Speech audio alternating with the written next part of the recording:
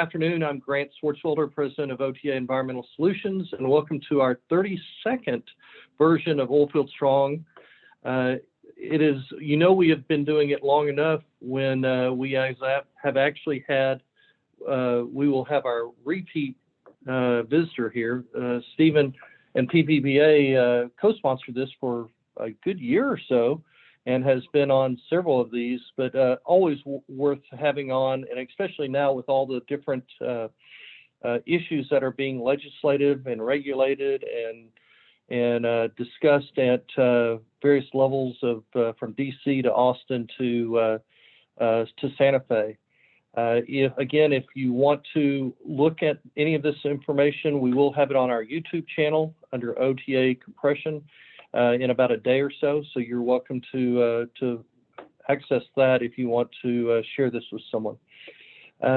With that, without further ado, then I'd love to introduce Stephen. Been a good friend for many years. Serves as Executive Vice President of the Permian Basin Petroleum Association. Out front, working with Austin and New Mexico and EPA on various regulatory and other issues that affect the oil and gas industry. And with everything going on in those areas, thought it would be really worthwhile for him to come in and kind of give us an overview of what's going on.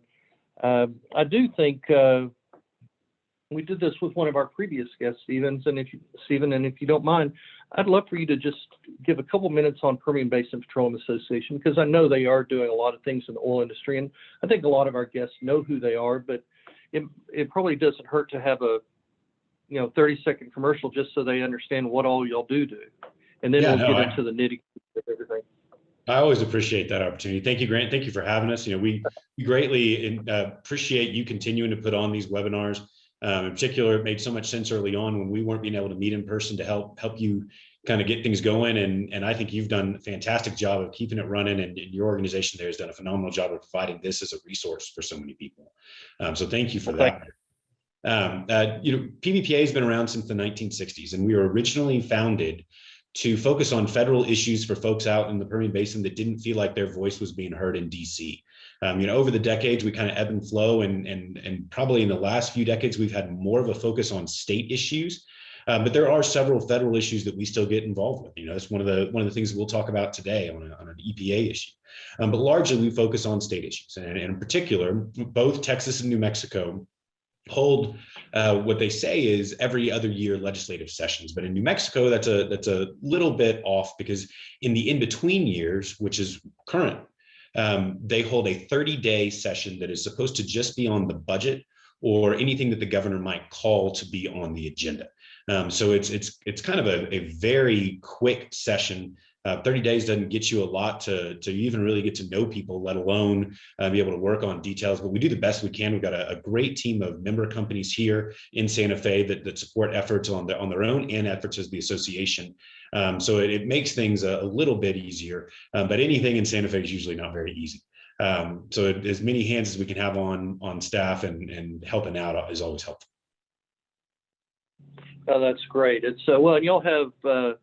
You have a lobbyist up there and one down in Austin, I believe. Yeah, so usually we have a contract lobbyist that helps us in Santa Fe and in Washington, D.C. And we've got two staff members down in Austin that really help to focus on the Texas issues. And during session, we might bring somebody in specific to help, depending on what the workload looks like. Sometimes it's a specialist. A few sessions ago, we really needed to focus on some tax issues, and that's not where our expertise is. So we went and found somebody to specifically focus on some of those issues.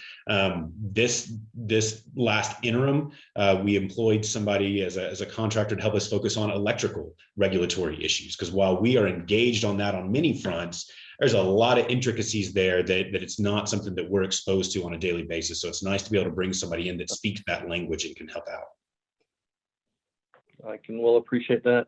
Well, since you're in Santa Fe and talk about New Mexico, why don't you, I'll just kind of throw up a general, let us know what's going on with New Mexico. And I think that green amendment is the scary one, but then I don't know if that's really likely to happen, but it seems like they keep pushing it. So we need to be aware of it. So what do you got for us there?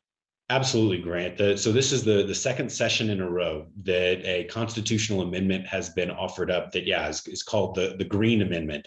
That's not the official name for it, but that's really what it is. And it would guarantee those in the state of New Mexico the right to a clean environment. The difficulty with that, just kind of on its face, is there's no real definition to what any of that really means. I know that last session in particular, there was a big pushback from the agricultural industry. Even on simple things like, are you guaranteeing that everyone's going to have pure H2O when it comes to, quote, clean water? Because that's not what comes out of the ground. That's not what comes out of the ground for a water well for a farmer. That's not what comes out of the ground for the cattle industry. And definitely that's not what comes out of the ground when the oil and gas industry drills several thousand feet deeper into the earth to do our operations. And so the response back was kind of a fearful, oh, we'll just let the courts figure that out.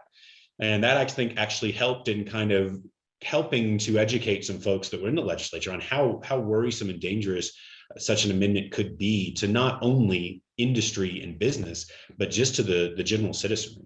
That, again, like we said, has been brought back up again this session. Currently, it looks like it's not necessarily going to move forward, but we're only about halfway through the session.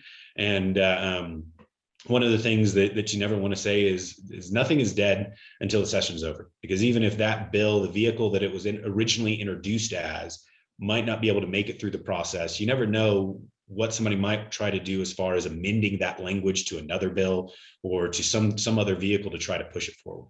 But fortunately, I think that people have been well educated that the way that it's been developed and to change from the last session to this session. So I don't think they really picked up on the reasons why it didn't really get pushed forward and moved.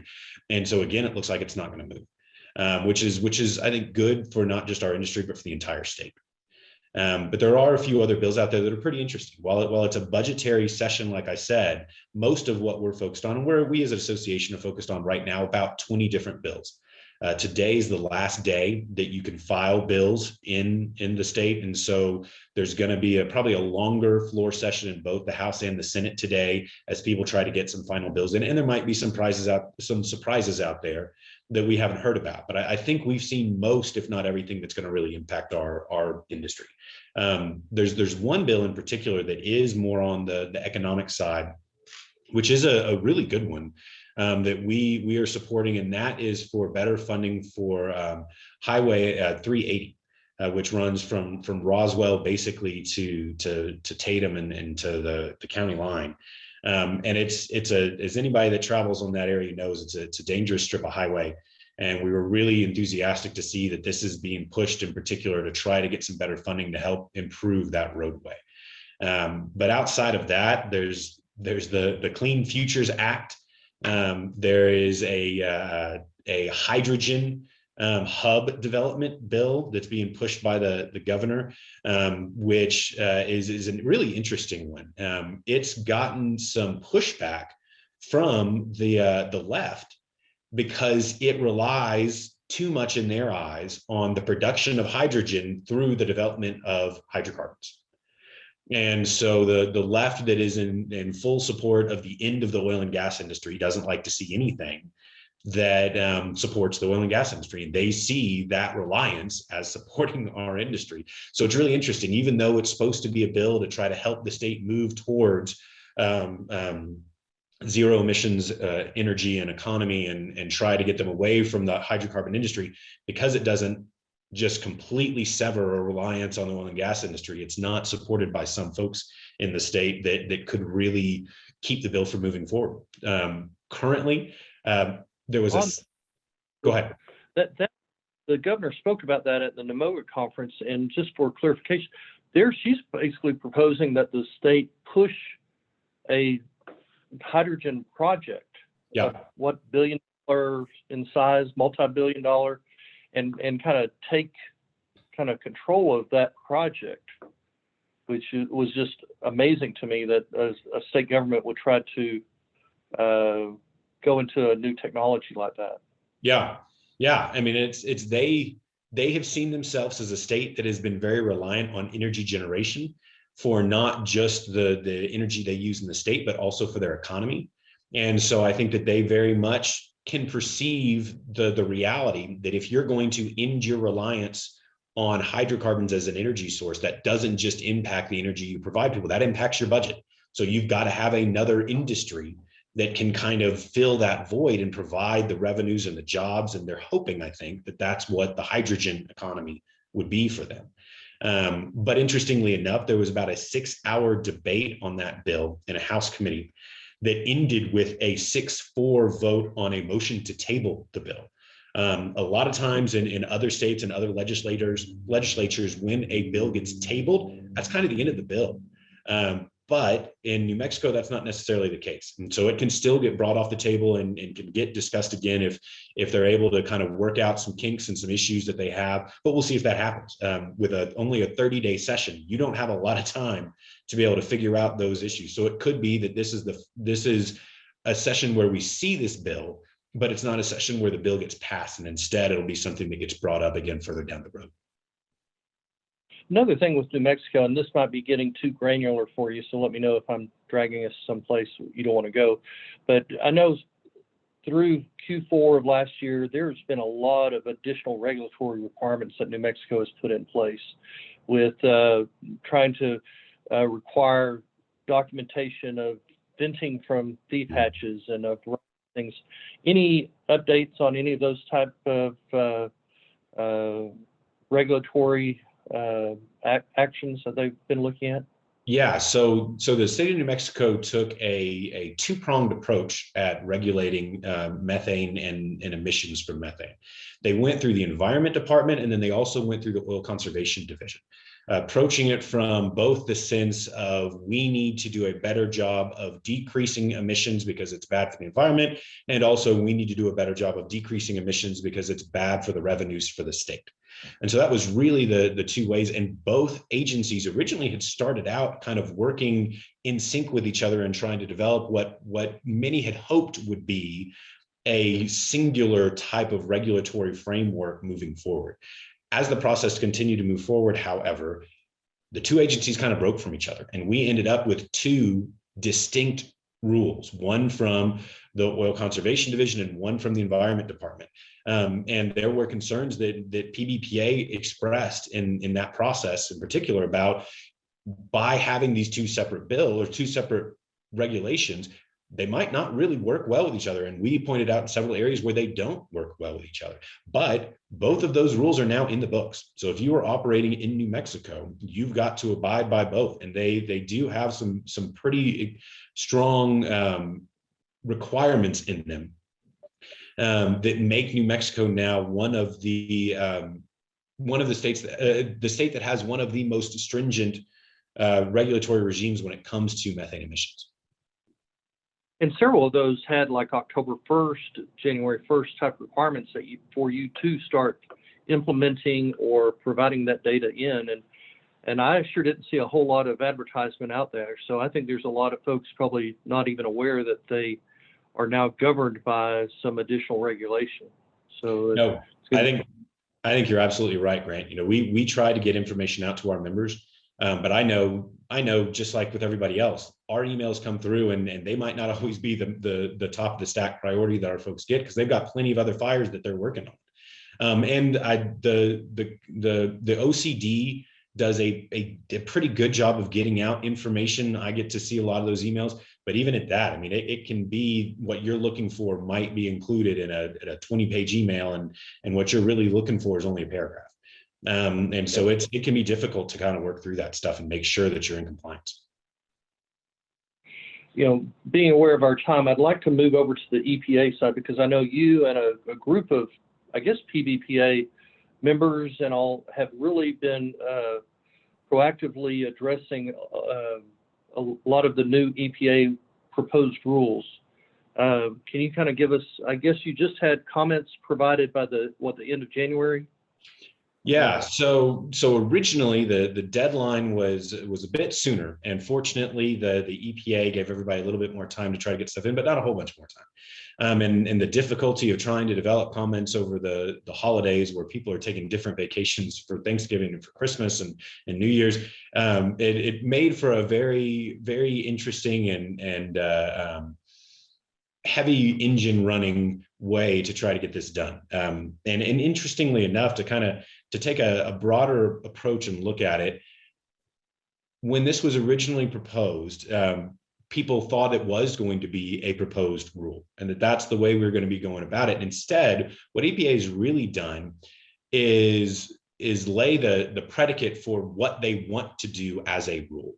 And so even though it was still over 150 pages of language about what they were trying to accomplish, a lot of it was really, this is what we would like to do, this is what we want feedback on, without a lot of specific details. And that was a big concern for so many people in our industry and at PBPA, that it's very difficult to provide meaningful and detailed comment when you don't have the true details of a regulation.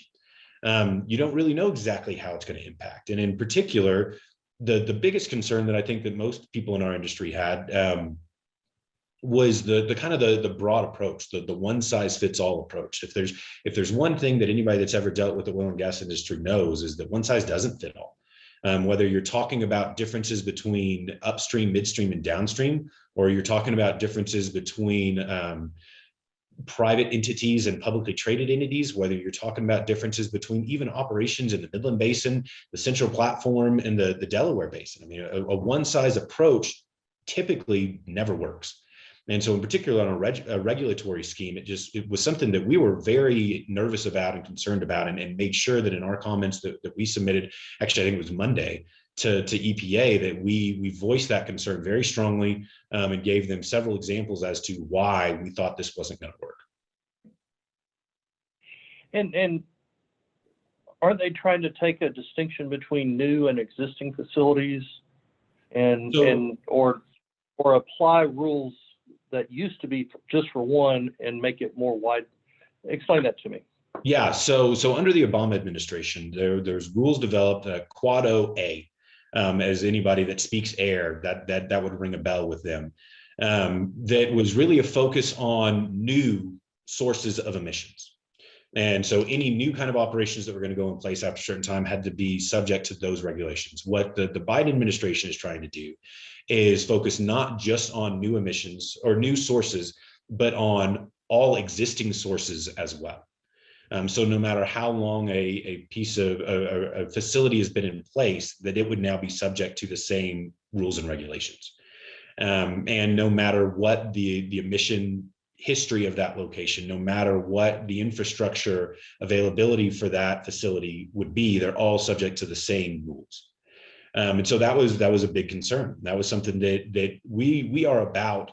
One of the things that is a PBPA mission point is we are about improvement of operations in the oil and gas industry. That includes improvement for efficiency purposes, that includes improvement for economic purposes, but that absolutely also includes improvement for environmental purposes. It's one of the reasons why we've appreciated partnerships with companies like yourself in trying to help people get educated on what they can do to improve their operations in all different facets.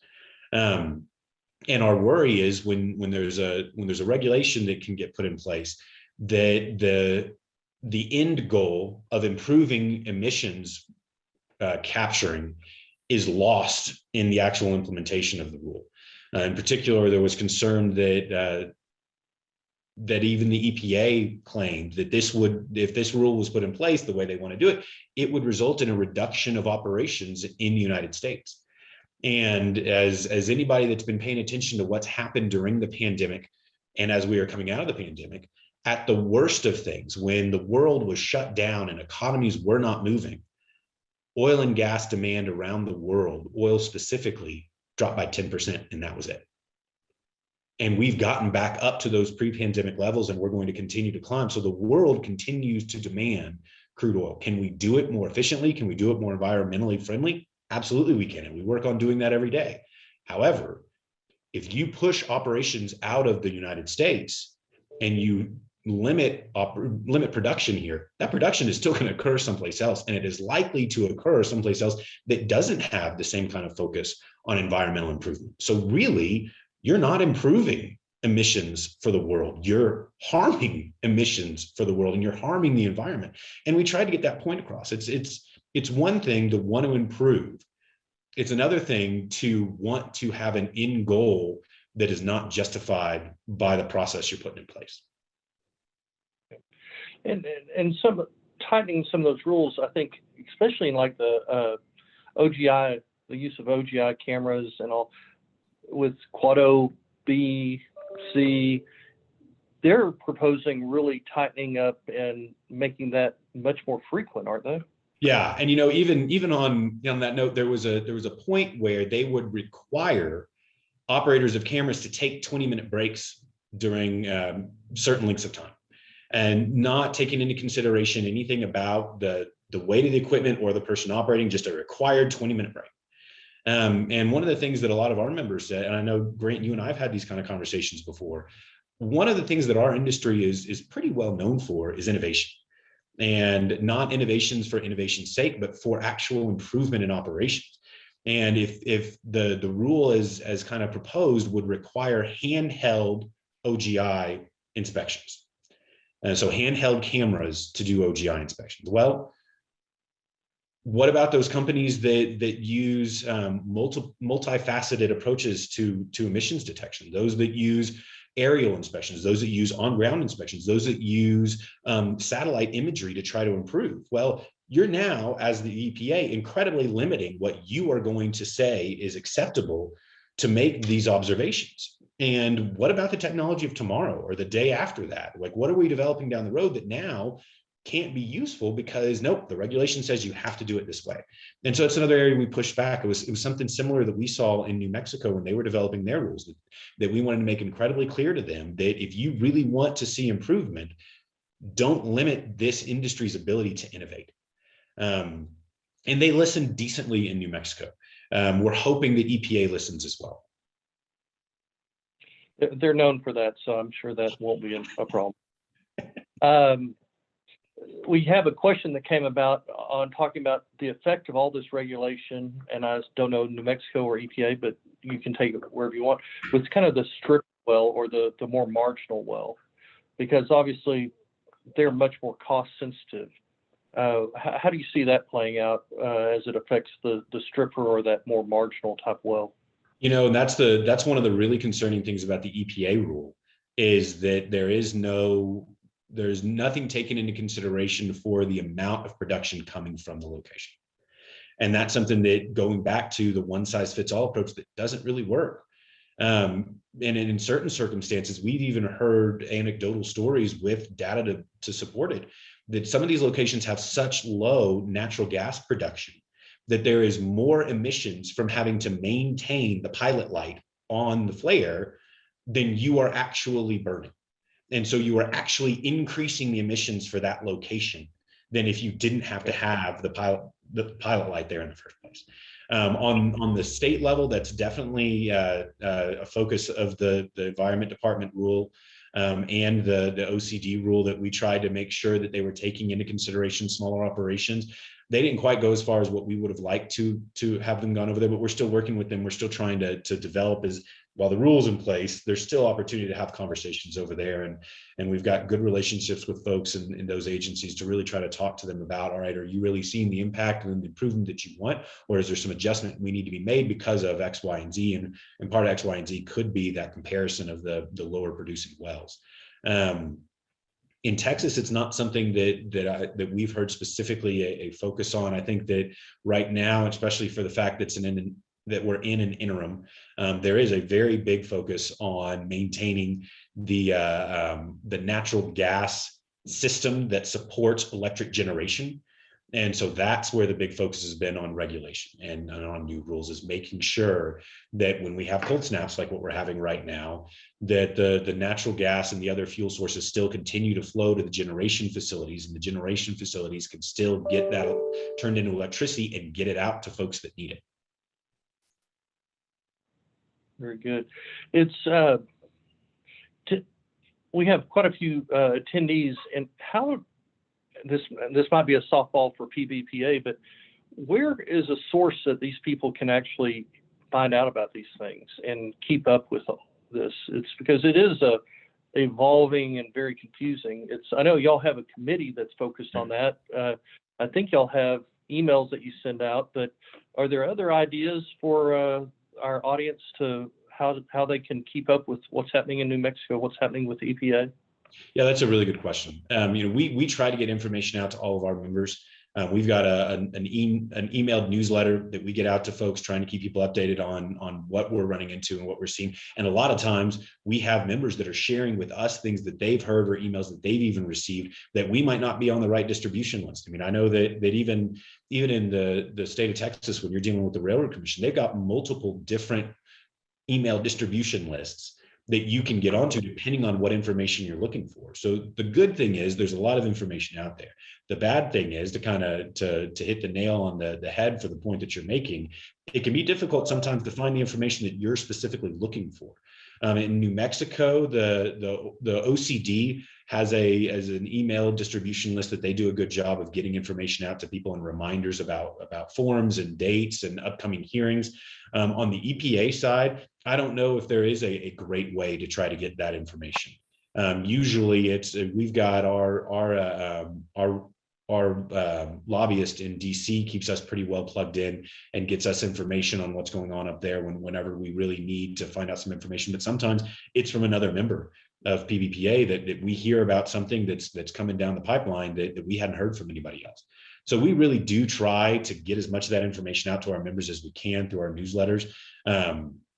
But as far as trying to find other information, again, Railroad Commission has several different email distribution lists. You can go to their website and figure out which ones you want to get onto. OCD has distribution lists as well. They don't really have, as far as I know, a good setup through their website that you can go say, hey, I want to be on this. It's kind of more of a, if you need to get on one of those lists, reach out to PBPA, let us know, and we can. Did I lose him? I tell you, this winter weather has affected, his is frozen on mine. I don't know if that's affecting all of you. Give him a second, but oh, there he is. All right, you froze for a second, but Sorry about that. It's well, and OTA tries to send emails out also, but like you say, there's so much information, it's really hard. Well, Stephen, it's 30 minutes, and we try to keep it to that. Thank you very much for being on here. Right. And I was just saying, I was just reading somebody had posted that TCEQ also does a good job of getting out some information. So it's just another place to get more updates. And that's the good and the bad of it is if you can specialize, you can probably find exactly what you're looking for. But if you're looking for general information, you're going to have more than you can handle, I'm afraid. Grant, thank you for having us. We greatly appreciate it and really support what you're doing here, and glad you're getting this information out to folks. Yeah, y'all are always so helpful, and I really appreciate that. Again, the plug for PBPA to support them, and then look at our YouTube if you want additional information, or call OTA, and we're more than happy to help as well. Thanks, everyone.